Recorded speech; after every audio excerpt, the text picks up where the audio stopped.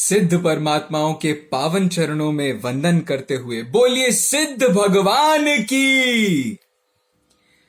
भक्ति, आगम और अध्यात्म की त्रिवेणी में आप कई दिनों से स्नान कर रहे हैं। आज हमें मौका मिला है कि हम इस 8वीं पूजन के बारे में चर्चा करें। संकित जी से तो आप इन दिनों इस अष्टानिका महापर्व के इस प्रसंग पर बहुत सारी नई नई बातें सीख रहे हैं, जान रहे हैं। आज हम 8वीं पूजा की अर्घ्यावली पर थोड़ी चर्चा करने वाले हैं। देखिए, सिद्ध परमात्मा के 1008 विशेषणों को यहां प्रस्तुत किया गया है। इस 1008 नामों के साथ कौन कौन सी चीजें जुड़ी हुई हैं, एक बार उसका विचार कर लेते हैं। सबसे पहले तो आपने सुना होगा सहस्त्रकूट। सहस्त्रकूट मतलब जिसमें 1008 प्रतिमाएं भगवान की पाई जाती हैं। ये 1000 भी समझ लीजिए उस 1008 नामों को सूचित करता है। महापुराण में 1008 नाम सिद्ध परमात्मा के, अरहंत परमात्मा के मतलब परमात्मा के मिलते हैं। उस दृष्टि को और आगे बढ़ाते हुए देखिए, वहां तो उन्होंने आदिनाथ भगवान के विशेषणों को बताते हुए ये बात कही है। यहां तो सिद्ध परमात्मा के विशेषणों को बताते हुए यहां 1008 की बात चल रही है।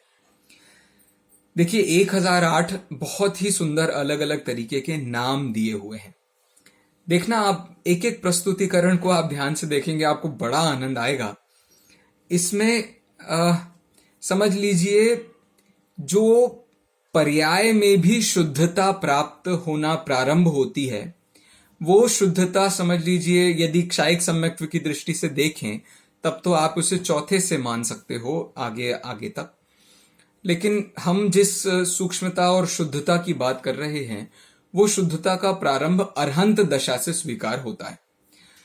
पहली तो शुद्ध दशा हमारा शुद्ध आत्मा है, जो कि सारे प्रकार के दोषों से अतीत है, जिसमें और कोई प्रकार की हानि नहीं प्राप्त होती है, वो हमेशा शुद्ध ही पाया जाता है।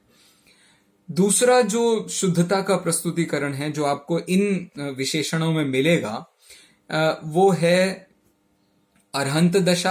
अरहंत दशा में भी 13वां गुणस्थान, 14वां गुणस्थान और सिद्ध दशा, इन सब के विशेषणों को बताते हुए उन्होंने बहुत ही मार्मिक तरीके से भगवान की स्तुति की है। इस अर्घ्यावली में आपको देखिए कितना सूक्ष्म मोक्ष कल्याणक का विषय बताते हुए 14वें गुणस्थान में जो योग निरोध की अवस्था होती है, उसको किन सुंदरतम शब्दों से उन्होंने प्रस्तुत किया है। देखिए, मैं कुछ शब्द आपके सामने पढ़ रहा हूं, कुछ विशेषण पढ़ रहा हूं। देखिए, उच्छिन्न योगाय, जिन्होंने योग का नाश कर दिया हो। योग किट्ट निर्लेपनोद्यताय, जो योग रूपी कालिमा को निर्लेप करने के लिए, नष्ट करने के लिए उद्यत हुए हैं। स्थित स्थूल वपुर योगाय, स्थूल शरीर आदि में रह रहे हैं लेकिन उससे अतीत होने वाले हैं। गिर मनोयोग कार्श्य काय, तो वो जो वचन योग है और मन योग है, क्योंकि काय योग तो उनका पहले से ही रुक गया था जब उन्होंने योग निरोध करना प्रारंभ ही किया था। इनका भी कार्श्य काय, जिसका भी बिल्कुल कर्षण कर रहे हैं, बिल्कुल नष्ट कर रहे हैं। सूक्ष्मीकृत वपुह काय, जो जिन्होंने काय को बिल्कुल सूक्ष्म कर दिया है, बिल्कुल सूक्ष्म उसका परिणमन हो गया है। सूक्ष्म वाक चित्त योगस्थाय, मतलब जो कि योग में स्थित हो गए हैं। देखिए, योग शब्द के बहुत सारे प्रस्तुतिकरण मिलते हैं। सामान्यतया तत्वार्थ सूत्र के आधार पर हम योग को कर्म को लाने वाला ऐसा ही मानते हैं। लेकिन अभी मैं बंध अधिकार पढ़ रहा था। बंध अधिकार में बिल्कुल अंतिम अंतिम गाथाओं में उन्होंने योग को भी आत्मा की शुद्ध अवस्था से जोड़ा। तो ये जो समझ लीजिए ज्ञान में पाई जाने वाली शुद्ध अवस्था है, आचरण में पाई जाने वाली शुद्ध अवस्था है, उसको ध्यान में पाई जाने वाली शुद्ध अवस्था है, उसको उन्होंने वहां योग के स्वरूप में भी रखा है। यहां तो फिलहाल अभी जितने योग हमने देखे हैं, वो सारे के सारे योग मन वचन काय वाले योग ही हैं, जिनका नाश धीरे धीरे करके होता है। सूक्ष्म काय क्रिया स्थायी ने, मतलब जो सूक्ष्म काय की क्रिया में स्थित हैं। परम संवराय, परम निर्जराय, इतने शुद्ध और बढ़िया विशेषण देकर के उन्होंने सिद्ध भगवान की स्तुति की है। इसके बाद मैं चाहता हूं कि आपके सामने कुछ छंद हम पढ़ें जिनसे आपको उसका भाव समझ में आए। पुस्तक आप सभी के पास में होगी, इतने दिनों से आप अच्छे से पढ़ ही रहे हैं। तो पुस्तक में मैं निवेदन करूंगा आपसे कि आप 8वीं पूजा की अर्घ्यावली में 42 नंबर का छंद खोलिए। 42 नंबर का ये जो छंद है वो छंद हम सब साथ में मिलकर के पढ़ सकते हैं। आप लोग तैयार हो गए? ठीक है, हम प्रारंभ करते हैं। निर्भय हो निराश्रवी, निःसंगी निर्बंध, निज साधन साधक सुगुण, पर सो नहीं संबंध। ये आप सिद्ध परमात्मा के लिए भी लगा सकते हैं और अपनी जो शुद्ध सिद्ध आत्मा है उसके लिए भी लगा सकते हैं। निर्भय हो, निराश्रवी हो, निराश्रयी हो, सॉरी, निःसंग हो, कोई संग नहीं है, कोई परिग्रह नहीं है, कोई शरीर नहीं है, कुछ नहीं है। निर्बंध हो, सारे प्रकार के बंध से वो शुद्ध पारिणामिक भाव सभी प्रकार के कर्मों के स्वरूप से अतीत होता है। बिल्कुल ऐसा ही आपको प्रस्तुतिकरण नियम सार में मिल जाएगा। निसंग हो, निराग हो, निर्द्वेष हो, निर्मोह हो, निर्मान मद यह आत्मा, निष्काम हो, निष्क्रोध है। इस प्रकार से वहां भी आपको ये ऐसा ही प्रस्तुतिकरण देखने को मिलेगा। मेरे कहने का अभिप्राय ये है कि मात्र अभी तो हम संतलाल जी की इस सुंदरतम कृति का आनंद ले रहे हैं। आचार्यों ने भी स्तुति करते हुए कुछ नहीं छोड़ा है।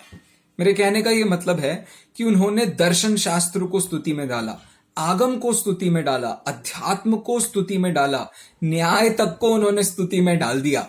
इससे आपको इस बात का अंदाजा हो जाएगा कि स्तुतिकारों ने संस्कृत में लिखा हो, प्राकृत में लिखा हो, या समझ लीजिए हमारे हिंदी में ही क्यों ना लिखा हो, उन सब ने इस बात को बहुत सूक्ष्मता से ध्यान में रखा है कि भक्ति करते हुए हम दर्शन को नजरअंदाज नहीं कर सकते, भक्ति करते हुए हम न्याय को नजरअंदाज नहीं कर सकते। ये तो समझ लीजिए बाद में भक्ति का अतिरेक इतना ज्यादा हो गया, इतना ज्यादा हो गया कि लोगों ने उसके आधारशिलाओं को खो दिया और शब्दों के माध्यम से बिल्कुल किसी भी प्रकार से अपने परम समर्पण को बताते हुए, कारण नहीं बताते हैं अपने समर्पण का, बस समर्पण प्रस्तुत करते हैं। इस प्रकार से भक्ति का बिल्कुल वो जो व्यावहारिक रूप आपके सामने खड़ा हो गया है वो भी बिल्कुल अपने चरम सीमा को प्राप्त है। लेकिन आप पुराना जितना साहित्य खोलेंगे, देखेंगे, आपको अधिकतर साहित्य ऐसा ही मिलेगा। भक्ति के नाम पर विशुद्ध भक्ति, बिल्कुल ऐसी परम विशुद्ध भक्ति का प्रयोग किया जाता है। भक्ति तो चलिए ठीक है, दूसरा स्तुति को भी व्यवहार नए से जैसे भक्तामर बता रहा है बहुत हद तक, बिल्कुल वैसे ही निश्चय स्तुति का प्रस्तुतिकरण करते हुए समय सार में 31, 32, 33 नंबर की गाथाओं में उन्होंने निश्चय भक्ति तक को डाल दिया। कहने का मतलब इतना है कि आप भक्ति अगर जानना चाहते हैं, स्तुति जानना चाहते हैं, तो स्तुति की गहराइयां कितनी होती हैं वो सब आपको इन सब आगम अध्यात्म के आलोड़न से बहुत अच्छे से प्राप्त हो सकता है। 42वें के बाद अब मैं आपको ले जा रहा हूं 73वें पर।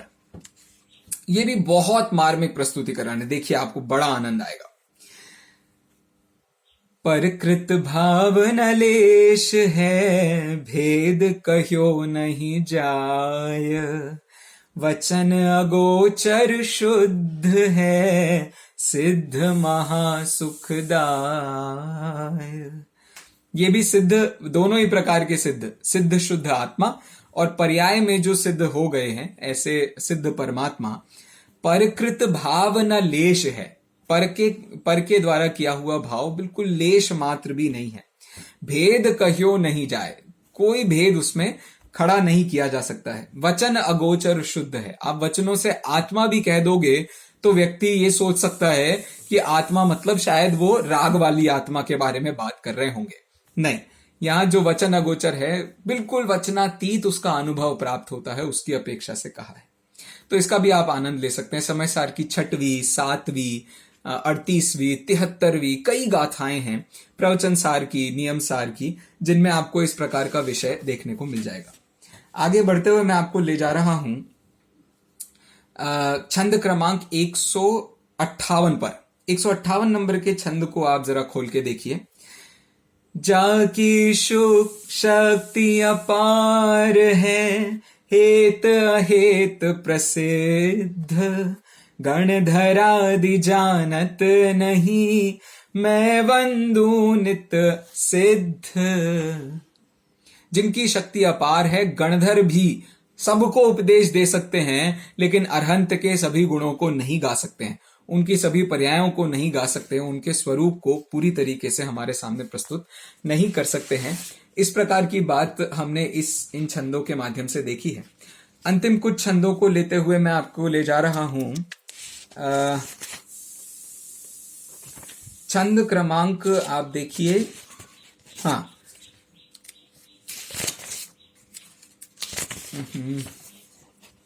एक सेकेंड, हाँ जी, छंद क्रमांक देखिए 997, 979, सॉरी, 979। पर दुख में दुख हो जहां, मोह प्रकृति के द्वार, दया कहे तिसको सुमति, सो तुम मोह निवार। क्या सुंदर प्रस्तुतिकरण है। ये जो दया नाम की चीज होती है, ये मोह का पर्यायवाची है, और आपने मोह पर विजय प्राप्त कर ली है। ऐसे शुद्ध सिद्ध परमात्मा आप हैं।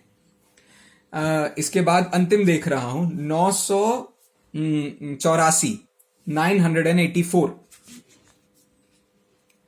अरहंतादि उपासना, मोह उदय सो होय, स्वयं ज्ञान में लय भय, मोह कर्म सो खोय, मोह कर्म सो खोय। इस प्रकार सिद्ध परमात्मा की स्तुति करते हुए आप अपनी षष्ठानिका को पूरा करें।